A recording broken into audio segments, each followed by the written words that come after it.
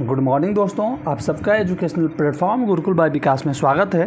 तो आज हम डिस्कस करेंगे 11 जून के इम्पॉर्टेंट करंट अफेयर जो हमारे एग्ज़ाम के लिए महत्वपूर्ण है। तो चलिए दोस्तों शुरू करते हैं। देखिए पहला क्वेश्चन है आज का, संयुक्त राष्ट्र ने बच्चों के खिलाफ अपराध करने वाले अपराधियों की वैश्विक सूची में किस देश की सेना को शामिल किया है? तो देखिए इसका आंसर हो जाएगा इजराइल।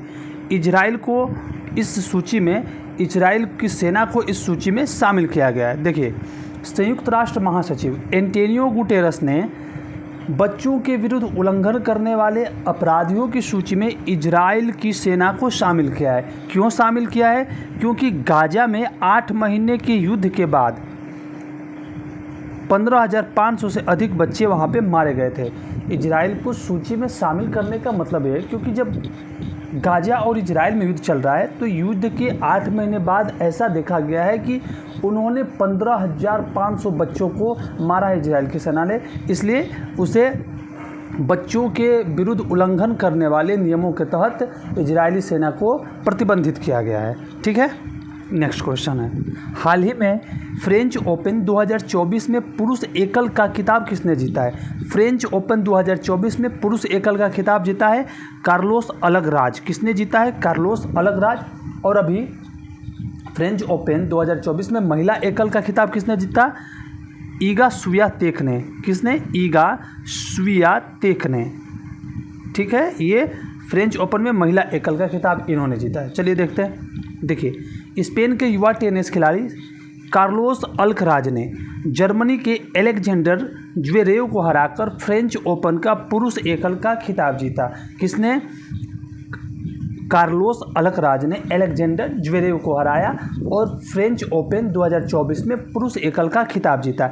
इसके साथ ही देखिए अल्कराज जो है फ्रेंच ओपन जीतने वाले सबसे कम उम्र के खिलाड़ी, यानी कि 21 साल के हैं अभी ये, 21 साल के सबसे कम उम्र के खिलाड़ी और स्पेन के 7वें खिलाड़ी हो गए हैं जिन्होंने फ्रेंच ओपन जीता है। ठीक है, आइए कार्लोस के कुछ ग्रैंड स्लैम खिताब को देखते हैं। 2022 में उन्होंने यूएस ओपन जीता, 2023 में विंबलडन ओपन और 2024 में उन्होंने हाल में अभी फ्रेंच ओपन जीता है। ठीक है, फ्रेंच ओपन की महिला युगल की ट्रॉफी किसे मिली है? कोको गफ और सिनिकोवा को। किसे मिली है? कोको गफ और सिनिकोवा। और फ्रेंच ओपन में पुरुष युगल ट्रॉफी किसने जीती है? मार्सेलो अरेवालो और मैट पाविच। ठीक है दोस्तों, नेक्स्ट क्वेश्चन देखते हैं। अगला है, हाल ही में ग्रामीण विकास विभाग में निदेशक के पद पर किसे नियुक्त किया गया है? देखिए ग्रामीण विकास विभाग के निदेशक के पद पर Rajpriya Singh, option number B, Rajpriya Singh को यहाँ पे नियुक्त किया गया है। ग्रामीण विकास मंत्रालय के अंतर्गत आता है ग्रामीण विकास विभाग। ठीक है, इसके निदेशक के तौर पर राजप्रिय सिंह को यहाँ पे चयन किया गया है। राज सिंह जो है वो 2010 बैच के भारतीय वन सेवा अधिकारी में कार्यरत थे। ठीक है, पर्यावरण वन एवं जलवायु परिवर्तन मंत्रालय द्वारा इसकी नियुक्ति 5 सालों के लिए की जाती है। यानी कि ग्रामीण विकास निदेशक के पद पे राजप्रिय सिंह की जो नियुक्ति हुई है वो कितने सालों की हुई है? 5 सालों के लिए हुई है। अभी 18वीं लोकसभा में जब मंत्रियों का बंटवारा हुआ तो उसमें ग्रामीण विकास मंत्रालय किसे प्रदान हुआ है? गिरिराज सिंह को प्रदान हुआ है। याद रखिए, अब तो सब याद ही करना है, जितने भी मंत्री होंगे। ग्रामीण विकास मंत्रालय गिरिराज सिंह को मिला है। ठीक है, स्थापना कब हुई थी ग्रामीण विकास विभाग की? 1980 में 20 जनवरी। मुख्यालय जाहिर सी बात है नई दिल्ली ही होगी और सचिव जो है शैलेश कुमार सिंह। ओके, नेक्स्ट देखते हैं। देखिए हाल ही में जारी पर्यावरण प्रदर्शन सूचकांक 2024 में भारत की कौन सी स्थान है? देखिए पर्यावरण प्रदर्शन सूचकांक में भारत का स्थान जो है 176 यानी 176वां है। टोटल 180 देशों ने भाग लिया जिसमें भारत का स्थान जो है 176वां है। पर्यावरण प्रदर्शन सूचकांक कौन जारी करता है? किसके द्वारा जारी किया जाता है? देखिए तो ये अमेरिका के येल विश्वविद्यालय के पर्यावरण कानून एवं नीति केंद्र द्वारा हर 2 साल पर जारी किया जाता है। इम्पोर्टेंट है कि पर्यावरण प्रदर्शन सूचकांक किसके द्वारा जारी किया जाता है? तो अमेरिका के येल विश्वविद्यालय के पर्यावरण कानून एवं नीति केंद्र द्वारा हर 2 साल पर जारी किया जाता है। ठीक है, पर्यावरण प्रदर्शन सूचकांक में टोटल 180 देशों को शामिल किया गया था जिसमें भारत का रैंक 27.6 अंकों के साथ 176वें स्थान पर रहा। टॉप 3 कंट्रीज कौन कौन सी थी?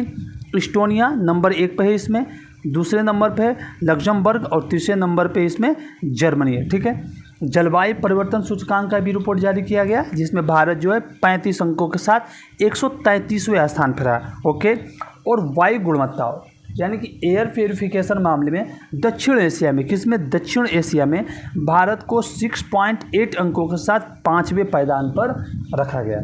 ओके दोस्तों, एक रिक्वेस्ट है, आपको अगर हमारा सेशन अच्छा लगता हो तो प्लीज़ इसे अपने ग्रुप में शेयर करें और लाइक करें। ठीक है, चलिए अगला क्वेश्चन देखते हैं। हाल ही में बिसलेरी लिमो नाटा के ब्रांड एम्बेसडर कौन बने हैं? बिसलेरी लिमो नाटा के ब्रांड एम्बेसडर कौन बने हैं? ये ड्रिंकिंग वाटर कंपनी है दोस्तों। इसके ब्रांड एम्बेसडर किसे बनाया गया है? तो आदित्य रॉय कपूर, यानी कि ऑप्शन नंबर 20 सही है। किसे बनाया गया है? तो आदित्य राय कपूर को बिसलेरी लिमो का ब्रांड एम्बेसडर बनाया गया है। ओके, अगला क्वेश्चन। किस देश के दूरसंचार नियामक आयोग ने देश में स्टारलिंक की सैटेलाइट इंटरनेट सेवाओं के लॉन्च को मंजूरी दी है? देखिए, स्टारलिंक की जो सैटेलाइट सेवाएं है वो एलन मस्क की है, एलन मस्क की है। तो इन्होंने, किस देश ने एलन मस्क की स्टारलिंक सैटेलाइट इंटरनेट सेवाओं के लॉन्च को अपने देश में मंजूरी दी है? तो देखिए ऑप्शन हो जाएगा श्रीलंका, यानी कि ऑप्शन नंबर ए इसका राइट आंसर है। देखिए, इसका स्टारलिंक की इंटरनेट सेवाएं क्या करती है, वो ग्रामीण क्षेत्रों में या सुदूर के क्षेत्रों में हाई स्पीड इंटरनेट सेवा को पहुंचाती है। तो श्रीलंका ने इन्हीं कारणों से स्टारलिंक की सेवाओं को अपने यहाँ लागू करने का आदेश दिया है। देखिए, श्रीलंका के दूरसंचार विनियामक आयोग ने देश में एलन मस्क की स्टारलिंक की सैटेलाइट इंटरनेट सेवाओं के लॉन्च को मंजूरी दी है। ठीक है, स्टारलिंक सैटेलाइट सेवा जो है उन लोगों के लिए वरदान है जो हाई स्पीड इंटरनेट से जुड़े रहने के लिए संघर्ष कर रहे हैं, यानी कि स्टारलिंक की जो सेवा है वो हाई स्पीड इंटरनेट मुहैया कराती है। बस इतना ही है। ओके, नेक्स्ट अगला है कि वर्ल्ड लीग ऑफ फाइटर के लिए गोल्डन टिकट हासिल करने वाले पहले भारतीय कौन बने हैं? WLF के लिए गोल्डन टिकट हासिल करने वाले बने हैं सूर्या सागर, ऑप्शन नंबर ए। सूर्या सागर जो है वो गोल्डन टिकट पाने वाले पहले भारतीय बने हैं। देखिए, भारतीय मय थाई स्टार, इनका कहा जाता है मय थाई स्टार के नाम से प्रसिद्ध है। सूर्या सागर को वर्ल्ड लीग का फाइटर के लिए प्रतिष्ठित गोल्डन टिकट हासिल किया और ऐसा करने वाले वह पहले भारतीय प्रतियोगी जो है बन गए हैं। अब ये क्वालिफाइंग मैच कहाँ हुआ था? सूर्या सागर ने ये गोल्डन टिकट पाया है तो इसकी कहीं पे क्वालिफाइंग हुई होगी। तो क्वालिफाइंग मैच कहाँ हुआ है? देखिए, क्वालिफाइंग इवेंट का आयोजन जो है बैंकॉक में हुआ। बैंकॉक में कहाँ? प्रतिष्ठित लुम्पिनी स्टेडियम। कन्फर्म है कि अगर पूछा तो पूछ देगा कि बैंकॉक के किस स्टेडियम में क्वालिफाई मैच को कराया गया, तो बैंकॉक के लुम्पिनी स्टेडियम में, याद रखिएगा इंपॉर्टेंट है, लुम्पिनी स्टेडियम में इसे आयोजित सॉरी